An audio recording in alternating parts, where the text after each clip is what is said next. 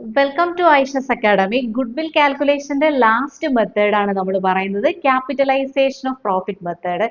എല്ലാ മെത്തേഡും ഇമ്പോർട്ടന്റ് ആണെങ്കിലും super profit method and capitalisation ആണ് ഫ്രീക്വന്റ് ആയിട്ട് എപ്പോഴും ചോദിച്ച് കണ്ടിട്ടുള്ളത്. സോ അത് നന്നായിട്ട് പഠിച്ചിട്ട് പോവാം. നമുക്ക് ക്വസ്റ്റ്യനിലോട്ട് പോവാം. The profit of a firm for the last 5 years were 40,000, 42,000, 45,000, 50,000 and 53,000. അപ്പോൾ ലാസ്റ്റ് 5 ഇയേഴ്സിലെ പ്രോഫിറ്റ് ഡയറക്റ്റ് തന്നിട്ടുണ്ട്. The net tangible asset is 2,70,000. Net tangible asset 2,70,000 എന്ന് പറയുന്നുണ്ട്. Return expected from A similar business is 10,000. Return expect ചെയ്യുന്നത് എത്രയാണ് similar ബിസിനസ്സിൽ നിന്ന്? അതായത് expected rate എന്ന് പറഞ്ഞാൽ 10,000 ആണ്. Find out the amount of goodwill under capitalisation of average profit. ഇത്രയും ഡീറ്റെയിൽസ് വെച്ചിട്ട് ഗുഡ്വില്ലിന്റെ വാല്യൂ ആവറേജ് പ്രോഫിറ്റിന്റെ ക്യാപിറ്റലൈസേഷൻ മെത്തേഡ് യൂസ് ചെയ്തുകൊണ്ട് ചെയ്യുക എന്ന് പറയുന്നുണ്ട്. അപ്പൊ ഇങ്ങനെ ഒരു ക്വസ്റ്റ്യനിൽ ലാസ്റ്റ് സെന്റൻസ് പറഞ്ഞില്ലായിരുന്നുവെങ്കിൽ, ദാറ്റ് മീൻസ് അതായത് find out the amount of goodwill under capitalisation എന്ന് പറഞ്ഞില്ലായിരുന്നെങ്കിൽ നിങ്ങൾ ഇത് സൂപ്പർ പ്രോഫിറ്റ് മെത്തേഡ് എന്ന് ഒരുപക്ഷെ കൺഫ്യൂസ്ഡ് ആവുമായിരുന്നു, കാരണം റേറ്റ് ഒക്കെ തന്നിട്ടുണ്ടായിരുന്നുണ്ട്. അപ്പൊ നിങ്ങൾ മനസ്സിലാക്കുക, ഇതിനകത്ത് നെറ്റ് ടാഞ്ചിബിൾ അസറ്റിന്റെ വാല്യൂ ഒക്കെ തരുന്നത് ഏതിൽ മാത്രമാണ്? ക്യാപിറ്റലൈസേഷൻ ആണ്. അപ്പൊ ആ ഒരു ഹിന്റും കൂടെ ഒന്ന് ഓർത്തിരിക്കുക. അപ്പൊ ക്യാപിറ്റലൈസേഷൻ തീർച്ചയായിട്ടും ക്വസ്റ്റ്യനിൽ പറയും, ക്യാപിറ്റലൈസേഷൻ എന്നും സൂപ്പർ പ്രോഫിറ്റ് എന്നൊക്കെ ക്വസ്റ്റ്യനിൽ പറഞ്ഞിട്ടുണ്ടായിരിക്കും. അപ്പൊ ഇങ്ങനെ ഒരു ക്വസ്റ്റ്യൻ വരുമ്പോൾ നമ്മൾ ആദ്യം ചെയ്യേണ്ടത് എന്താണെന്ന് അറിയാമോ? നമ്മുടെ ആവറേജ് പ്രോഫിറ്റ് ഫസ്റ്റ് സ്റ്റെപ്പായിട്ട് നമ്മൾ എന്ത് ചെയ്യുക?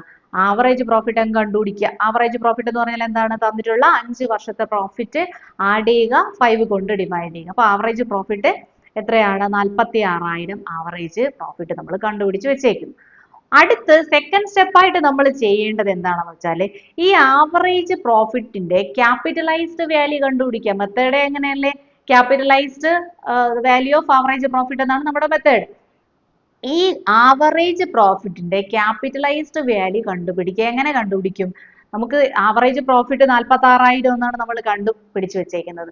ഈ എമൗണ്ടിനെ ക്യാപിറ്റലൈസ് ചെയ്യുക എന്ന് പറഞ്ഞാൽ നമുക്കൊരു റേറ്റ് തന്നിട്ടില്ലേ, 10%. ഈ റേറ്റിനെ ഓപ്പോസിറ്റ് ആയിട്ട് ഇൻറ്റു ചെയ്യുക. റേറ്റ് എന്ന് പറയുമ്പോൾ എത്രയാണ്? 10 ഡിവൈഡഡ് ബൈ 100 അല്ലേ? ഇതിന്റെ ക്യാപിറ്റലൈസ്ഡ് വാല്യൂ കണ്ടുപിടിക്കാൻ വേണ്ടിയിട്ട് 46,000 ഇൻറ്റു 100 ഡിവൈഡഡ് ബൈ 10 ഓപ്പോസിറ്റ് ആയിട്ട് ചെയ്യുമ്പോൾ നമുക്ക് ഇതിന്റെ ക്യാപിറ്റലൈസ്ഡ് വാല്യൂ കിട്ടും. എത്രയാണ്? 4,60,000. അപ്പൊ ഒന്നുകൂടെ പറയാം, ക്യാപിറ്റലൈസ്ഡ് മെത്തേഡിൽ നമ്മൾ ആദ്യം തന്നിട്ടുള്ള പ്രോഫിറ്റിന്റെ ഡീറ്റെയിൽസ് വെച്ചിട്ട് ആവറേജ് പ്രോഫിറ്റ് കണ്ടുപിടിച്ചു. Next step capitalisation of average profit. Average profit into 100 divided by തന്നിട്ടുള്ള റേറ്റ്. ഇവിടെ 10 ആയതുകൊണ്ട് 10 ഇട്ട് ചെയ്തു. ഇപ്പൊ ക്വസ്റ്റ്യനിൽ 6 ആണെങ്കിലോ 8 ആണെങ്കിലോ 100 ഡിവൈഡഡ് ബൈ 6, 8 ആണെങ്കിൽ 100 ഡിവൈഡഡ് ബൈ 8 ഇട്ട് ചെയ്യുക. അപ്പോൾ നമുക്ക് എന്ത് കിട്ടും? ക്യാപിറ്റലൈസ്ഡ് വാല്യൂ കിട്ടും. ഓക്കെ, ക്ലിയർ ആയെന്ന് വിചാരിക്കുന്നു. അടുത്ത് നമ്മൾ എന്താണ് ചെയ്യേണ്ടതെന്ന് വെച്ചാൽ ഗുഡ്വില് കണ്ടുപിടിക്കുന്നത് എങ്ങനെയാണ്? അടുത്ത സ്റ്റെപ്പ് ഗുഡ്വിൽ ആണ്. Goodwill is equal to capitalised average profit 4,60,000 അല്ലെ? അത് മൈനസ് നെറ്റ് ടാഞ്ചിബിൾ അസറ്റ്. നമുക്ക് ഇതിനാണ് ക്വസ്റ്റ്യനിൽ നെറ്റ് ടാഞ്ചിബിൾ അസറ്റ് തന്നിട്ടുണ്ടായിരുന്നത്. എത്രയാണ്? 2,70,000. ഇപ്പൊ ക്യാപിറ്റലൈസ്ഡ് വാല്യൂല് goodwill is equal to capitalised value of profit minus net tangible asset. അപ്പോൾ 4,60,000 മൈനസ് 2,70,000. നമുക്ക് ഗുഡ്വിൽ എത്ര കിട്ടി?